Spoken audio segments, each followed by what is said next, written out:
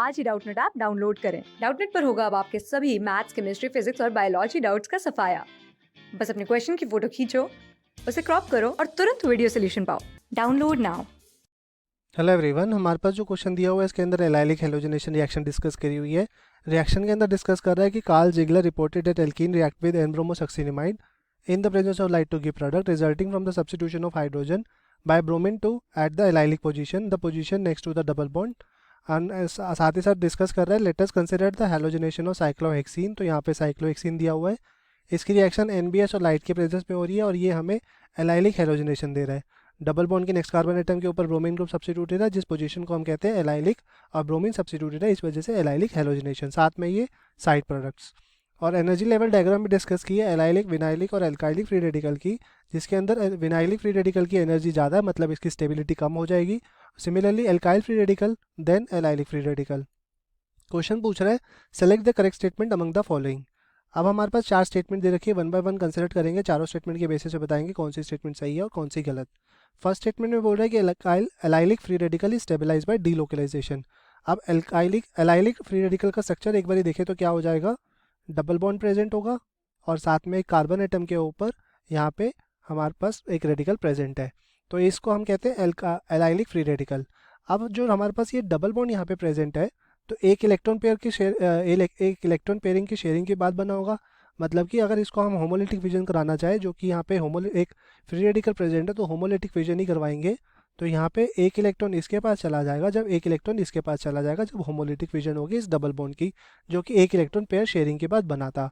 अब आधा आधा इलेक्ट्रॉन शेयरिंग होगी और आधा इलेक्ट्रॉन यहाँ पे ऑलरेडी प्रेजेंट था, तो ये दोनों बॉन्ड फॉर्मेशन कर लेंगे और एक रेडिकल जनरेट कर देंगे। साथ ही साथ CH2 ग्रुप के ऊपर यहाँ पे रेडिकल जनरेट हो जाएगा और यहाँ पे CH double bond CH2 bond formation हो जाएगी। तो यहाँ पे प्रोसेस का इलेक्ट्रॉन का शेयरिंग हो रहा है, एक एक इलेक्ट्रॉन शेयरिंग हो रही है, तो इस प्रोसेस को हम क्या कहते हैं, डीलोकलाइजेशन।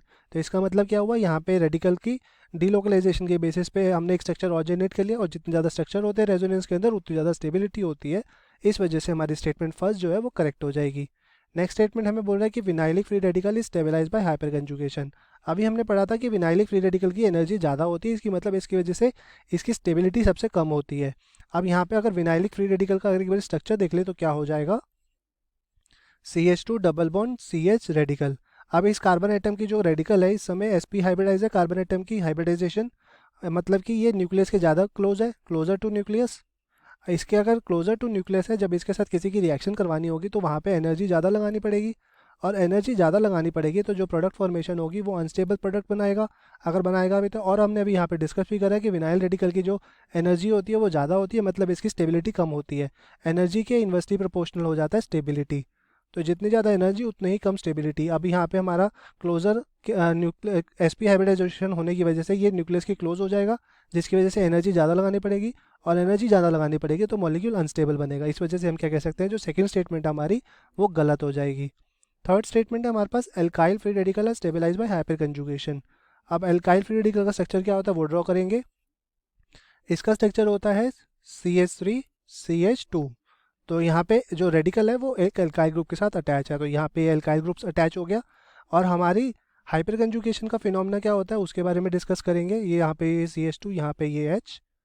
अब हमारा जो हाइपर कंजुगेशन फिनोमेना के लिए स्पेसिफिक कंडीशन होती है कि एक कार्बन एटम sp2 हाइब्रिडाइज होना चाहिए, और रेडिकल के साथ अल्फा पोजीशन पर एक कार्बन एटम जो है उसका होता है अल्फा पोजीशन पे, उसके पास एटलीस्ट अल्फा हाइड्रोजन होना चाहिए, 1 alpha hydrogen at least, 1 alpha hydrogen at least present.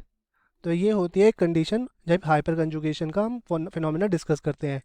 तो जितने ज़्यादा अल्फा हाइड्रोजन होंगे उसको n+1 के बेसिस पे हम उसके स्ट्रक्चर ड्रॉ कर सकते हैं। अब क्योंकि यहाँ पे हमारे पास अल्फा पोजीशन पे 3 हाइड्रोजन है, टोटल स्ट्रक्चर इसके कितने बन जाएंगे, 3 + 1 = 4।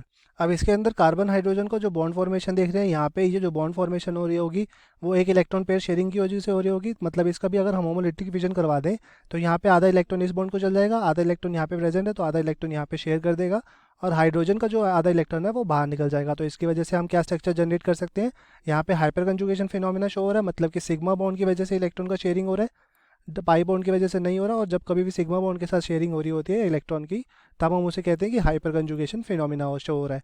अब इसका जो हाइपर कंजुगेशन स्ट्रक्चर क्या जनरेट हो जाएगा, CH2 डबल बॉन्ड CH2 और साथ में जो रेडिकल था वो H प्लस के रेडिकल की फॉर्म में बाहर निकल जाएगा, H रेडिकल की फॉर्म में बाहर निकल जाएगा। तो यहाँ पे हमने एक स्ट्रक्चर और जनरेट कर लिया इसके वजह से। अब क्योंकि यहाँ पे 3 अल्फा हाइड्रोजन प्रेजेंट थे तो इसी तरह के 4 स्ट्रक्चर बन सकते हैं, मतलब उसकी स्टेबिलिटी इंक्रीज हो सकती है। तो ये स्टेटमेंट हमारी सही हो जाएगी। नेक्स्ट स्टेटमेंट है हमारे पास alkylic free radical is stabilise by hyperconjugation. अभी ने एल्काइल फ्री रेडिकल की बात करी थी, अब हम बात करते हैं एल्काइलिक फ्री रेडिकल। अब एल्काइल और एल्कलाइक फ्री रेडिकल के अंदर क्या डिफरेंस है? जब भी कभी अगर एल्काइल ग्रुप रेडिकल के साथ सब्स्टिट्यूट हो तब हम कहते हैं एल्काइल फ्री रेडिकल, और जो रेडिकल होता है अगर वो किसी ग्रुप के साथ अटैच हो जाए तब हम उसे कहते हैं एल्काइलिक। अब ये CH2 की बात करेंगे यहाँ पे ये इस समय एल्काइलिक है और यहाँ पे ये एक एल्काइल है। अब यहाँ पे बोल रहा था कि एल्काइलिक फ्री रेडिकल की स्टेबिलिटी हम हाइपर कंजुगेशन के फिनोमेना पे बेसिस पे डिस्कस कर सकते हैं, बट हमने अभी यहाँ पे बात करी है कि हाइपर कंजुगेशन के अंदर कार्बन एटम के ऊपर sp2 हाइब्रिडाइज होनी चाहिए थी। अभी हमने यहाँ पे बात करी थी कार्बन एटम के ऊपर sp2 हाइब्रिडाइज होनी चाहिए थी, बट इस कार्बन एटम की यहाँ पे हाइब्रिडाइजेशन जो होती है वो sp3 होती है, ना कि sp2, और sp3 है तो sp3 फिनोमिना हाइपर कंजुगेशन का नहीं देते। इस वजह से ये स्टेटमेंट भी हमारी गलत हो जाएगी। तो चारों स्टेटमेंट में से जो स्टेटमेंट सही है वो हमारी स्टेटमेंट 1 है और स्टेटमेंट 3 है। Statement first and third correct for this question. Thank you, hope you like it. Class 6 से 12 से लेके नीट, IIT, JEE मेंस और एडवांस के लेवल तक 10 मिलियन से ज्यादा स्टूडेंट्स का भरोसा। आज ही डाउनलोड करें डाउटनेट ऐप या व्हाट्सएप कीजिए अपने डाउट्स 8400 400 400 पर।